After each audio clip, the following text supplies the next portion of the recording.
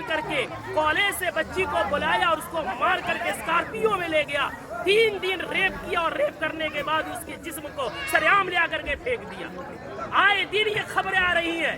मैं पूछना चाहता हूँ, इसके पीछे के जिम्मेदार मुआशरे के हमारे और आप जैसे बेगैरत लोग नहीं है जो शादियों में, नाच गानों में, पैसों में आग लगा रहे और आग लगा करके शादियों को इतना मुश्किल बना दिया कि वक्त में शादियां नहीं हो रही है, जिसकी वजह से हमारी बेटियां, जज्बात उनमें भी है, जज्बात की रो में बह करके एजुकेशन वाली बच्चियां गैरों के गोद में खेल नहीं रही है, बल्कि टिश्यू पेपर बना करके उन्हें इस्तेमाल करके गली कूचों में फेंक नहीं दिया जा रहा है, बल्कि उनके चेहरे उड़ाए जा रहे हैं। इतने अदब और एहतराम के साथ बार बार इसरार करने के बाद झुक करके, बाप कह करके, भाई कह करके, ईमान का हवाला देकर, इस्लाम का हवाला देकर, पूरी सोसाइटी के अदब पैमान का हवाला देकर के कहा गया, लेकिन फिर क्यों नहीं माने?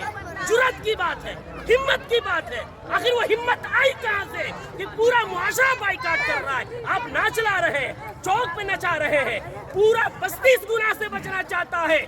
खुदा का खौफ खाए हम लोग, कल क़यामत में क्या मुंह दिखाएंगे? पूरे गांव में नचाते हुए लेकर आते हैं, मस्जिद के सामने से लेकर आते हैं, पूरे गांव में। ये क्या है? इसको जिद नहीं कहते हैं तो और क्या कहते हैं? इसको हठधर्मी नहीं कहते हैं तो क्या कहते हैं?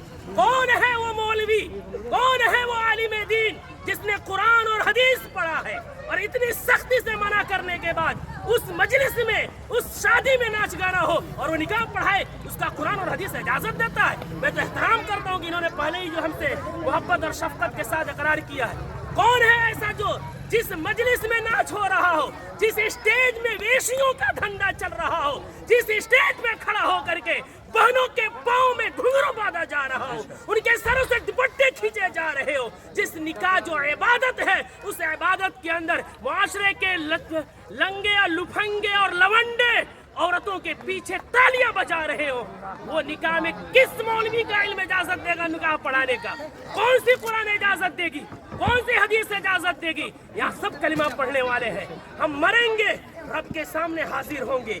दुनिया की बात छोड़े, हमें ये खौफ क्यों नहीं आता कि निकाह एक इबादत है, नमाज भी इबादत है। नमाज में अगर कोई गाना बजाए, नमाज का मजाक है। निकाह में कोई गाना बजाए, वो निकाह का मजाक नहीं तो क्या है? जो मौलवी कुरान की आयत पढ़ेंगे उनका मजाक नहीं तो क्या है? हदीस पढ़ेंगे, उनको पैरों की ठोकरों में रखना नहीं है तो क्या है?